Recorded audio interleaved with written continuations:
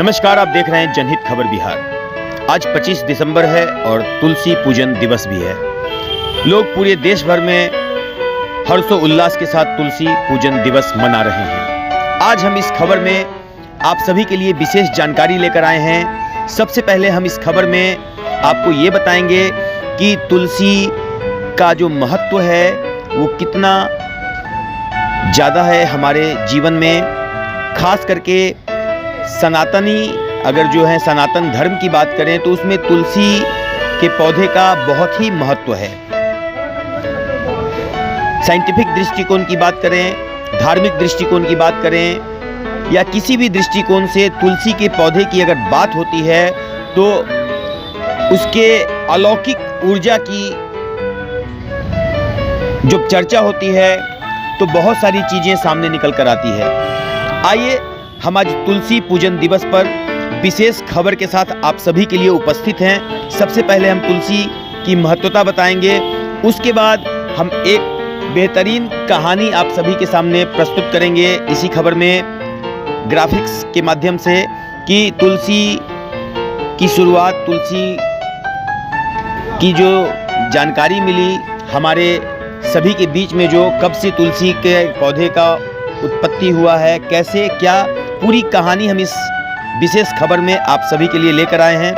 तो इस खबर में बने रहिए जनहित खबर बिहार के साथ और आइए देखते हैं तुलसी पूजन दिवस पर एक खास स्टोरी। मित्रों, आज पूरे भारत में मनाया जा रहा है तुलसी पूजन दिवस। आइए हम सब भी आज तुलसी पूजन दिवस मनाएं। हम यह भी कह सकते हैं कि अगर दिवस ही मानना है तो कृपया आप भी पेड़ काटने वाला नहीं, पेड़ की पूजा करने वाला दिवस ही मनाएं। अपने परिवार को प्रकृति से जोड़े, सदा स्वस्थ व प्रसन्न रहे। तुलसी का पौधा हमारे लिए धार्मिक एवं आध्यात्मिक महत्व का पौधा है। जिस घर में इसका वास होता है वह आध्यात्मिक उन्नति के साथ सुख, शांति एवं आर्थिक समृद्धता स्वतः आ जाती है। वातावरण में स्वच्छता एवं शुद्धता, प्रदूषण का शमन, घर परिवार में आरोग्य की जड़ें मजबूत करने, श्रद्धा तत्व को जीवित करने जैसे अनेकों लाभ इसके हैं।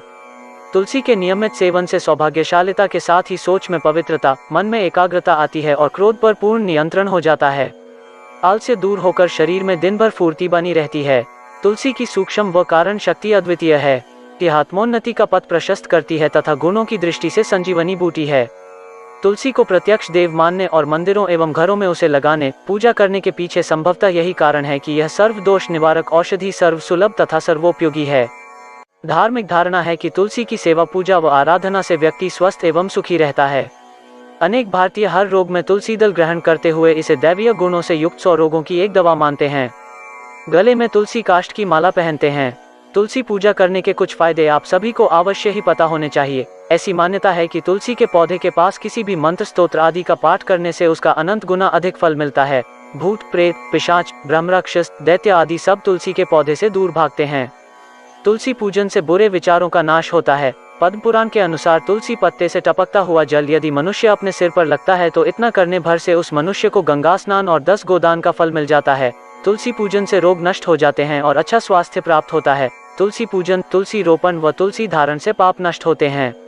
तुलसी पूजन स्वर्ग और मोक्ष के द्वार खोलता है। श्राद्ध और यज्ञ आदि कार्यों में तुलसी का एक पत्ता भी महान पुण्य देने वाला होता है। तुलसी के नाम उच्चारण मात्र से ही पुण्य की प्राप्ति होती है। मनुष्य के सारे पाप नष्ट हो जाते हैं।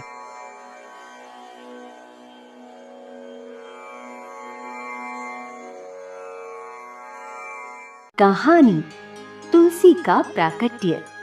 स्कंद पुराण में तुलसी महात्म्य की कथा आती है। जो भी इस कथा को आदर से सुनता है वो सभी पापों से मुक्त हो जाता है। एक बार 2 ब्राह्मण मित्र तीर्थ यात्रा के लिए जा रहे थे। रास्ते में उन्हें एक तुलसी का वन दिखा। एक ब्राह्मण ने तुलसी वन की परिक्रमा की और प्रणाम किया। हे ब्राह्मण, यहाँ कई तीर्थ हैं, फिर भी आपने तुलसी वन को क्यों प्रणाम किया है? मित्र, तुमने बहुत अच्छी बात पूछी है। धूप बहुत तेज है। आओ उस वट वृक्ष की छाया में बैठकर मैं तुम्हें इसका रहस्य बताता हूँ। हे मित्र, मैं तुम्हें तुलसी की कथा सुनाता हूँ। पूर्व काल में देवता और दानवों ने मिलकर अमृत पाने के लिए क्षीर सागर का मंथन किया था। उसमें से एक एक करके ऐरावत, कल्पवृक्ष, चंद्रमा, देवी लक्ष्मी, उच्चेश्वर घोड़ा, अप्सराएं, कौस्तुभमणि, हरितकी और अन्य दिव्य औषधियां उत्पन्न हुई। वे सभी लोगों के कल्याण के लिए अनुकूल थे। फिर उसमें हलाहल विष उत्पन्न हुआ, जिसे भगवान महादेव ने पान करके अपनी कंठ में धारण कर लिया। अंत में भगवान विष्णु धन्वंतरी के रूप में अपने हाथों में अमृत कलश धारण किए हुए प्रकट हुए, जो बुढ़ापे से मुक्ति और अमरता प्रदान करता है। उस कलश को देखने पर उन्हें बहुत आनंद आया। उससे उनके आंसुओं की कुछ बूंदें अमृत कलश में गिरकर गोलाकार आकृतियां बनाने लगी। वही आकृतियां धरती में समाकर तुलसी बन गई। फिर ब्रह्मा और देवताओं ने लक्ष्मी और तुलसी को भगवान हरि को अर्पण कर दिया। भगवान हरि ने उन्हें स्वीकार कर लिया। भगवान नारायण ब्रह्मांड के रक्षक हैं और तुलसी उनकी प्रियतम है। इसलिए मैंने तुलसी वन को सादर प्रणाम किया। ब्राह्मण द्वारा कही गई इस कथा के समाप्त होते ही वहां एक आश्चर्यजनक घटना घटी। वहां उनके पास आकाश से एक तेजस्वी विमान आकर रुक गया और वे जिस वट वृक्ष के नीचे विश्राम कर रहे थे, वो वृक्ष देखते ही देखते उनके सामने गिर पड़ा। उससे 2 दिव्य पुरुष निकले।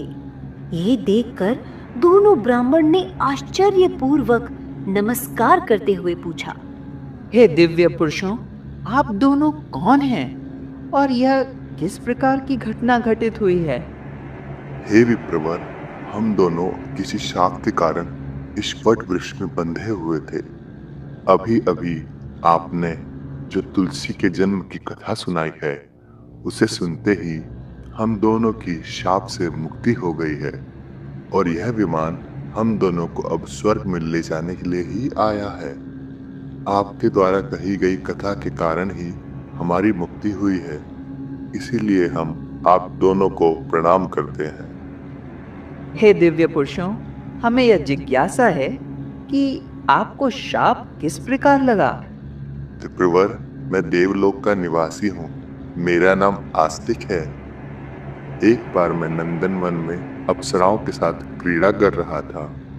वहां पास ही लोमस मुनि तपस्या कर रहे थे, जिन्हें हमने अनदेखा कर दिया। क्रीड़ा करते समय अप्सराओं के हार और मोतियों की माला लोमस मुनि के ऊपर गिर गए, जिससे मुनि क्रोधित हो उठे और मुझे श्राप दिया। तू ब्रह्म राक्षस होकर बरगद के वृक्ष पर निवास कर। हे लोमस मुनि, हमें क्षमा करें। हमसे घोर अपराध हो गया है।